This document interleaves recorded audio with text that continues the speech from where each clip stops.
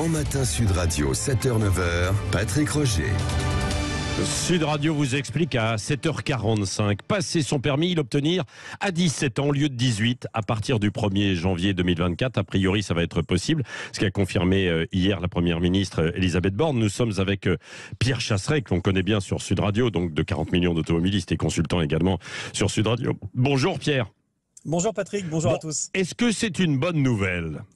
Oui, c'est une bonne nouvelle. Alors certes, on entend beaucoup, Patrick, aujourd'hui des voix, notamment du côté d'associations soit écologistes, soit dites de sécurité routière, s'élever contre cette mesure, parce qu'il faut comprendre que c'est un totem, le permis de conduire en France. C'est souvent c'est le diplôme déjà le plus passé par les Français.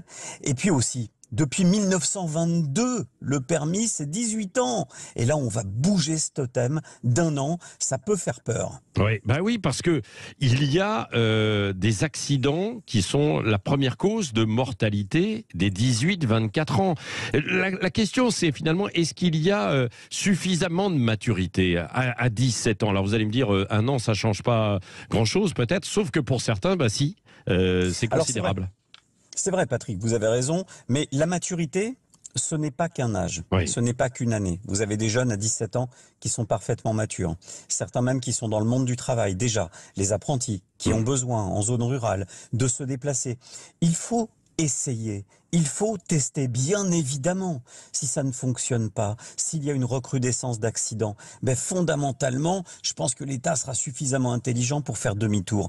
Mais pour une fois qu'on dit du bien de ce permis de conduire, de cette voiture que l'on défend beaucoup aussi à l'antenne de Sud Radio, parce que pas de mobilité, on a essayé, c'était le confinement. Eh bien l'inverse, c'est la mobilité proposée aux jeunes à partir de 17 ans qui va permettre une évolution positive. Seul petit hic, et là je suis d'accord avec vous Patrick, aujourd'hui, quand il y a un accident mortel qui implique un octogénaire, un nonagénaire, ça fait la une des médias.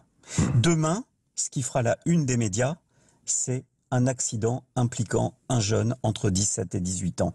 Donc j'ai envie de dire que le plus gros de la responsabilité, ça va être une responsabilité politique portée aujourd'hui par la Première ministre, qui pense cette décision cette fois-ci courageuse, mais qui est nécessaire, même si fondamentalement, qui dit plus de monde sur la route plus jeune, dit aussi mathématiquement une probabilité d'accident. Oui, c'est ça. Voilà. Et est-ce qu'il y a des mesures d'accompagnement autour de cela ? Parce que il y a eu la conduite accompagnée qui a commencé à 16 ans auparavant pour familiariser davantage les jeunes, bien sûr pour la conduite. Et puis des conditions peut-être plus drastiques aussi sur la limitation de vitesse et autres, quoi. Alors sur la limitation de vitesse, on va arrêter les bêtises. C'est déjà suffisamment limité comme ça. Pour les jeunes, s'appliquait à respecter déjà le code actuel, tout se passerait très bien. Et aussi, je glisse un petit message, on n'en parle jamais, les distances de sécurité qui sont le garant de la sécurité sur les routes. En revanche, dans les mesures d'accompagnement, j'aurais préféré à cette mesure que je soutiens quand même, mais j'aurais préféré qu'on la conditionne à la conduite accompagnée. Parce que la conduite accompagnée, ça a fait ses preuves. Patrick, la première année de permis de conduire qui suit la conduite accompagnée pour les jeunes qui le font, c'est 25% d'accidents en moins. C'est-à-dire que ça, c'était globalement positif. Donc conduire plus jeune, mais de manière encadrée. Le point positif aussi, c'est qu'entre 17 et 18, le jeune va pouvoir être sur la route tout seul. Oui, mais sous la responsabilité morale de ses parents. Entre 17 et 18 ans, vous n'êtes pas totalement majeur. Donc il y a quand même une responsabilité parentale qui est associée. Et ça, je trouve ça plutôt pas mal, plutôt que de lâcher les jeunes à 18 ans en pleine nature en disant « maintenant t'es grand, tu fais ce que tu veux ». Rapidement, encore 2 questions, Pierre Chasseret. Est-ce qu'il y a des exemples probants à l'étranger ? Oui.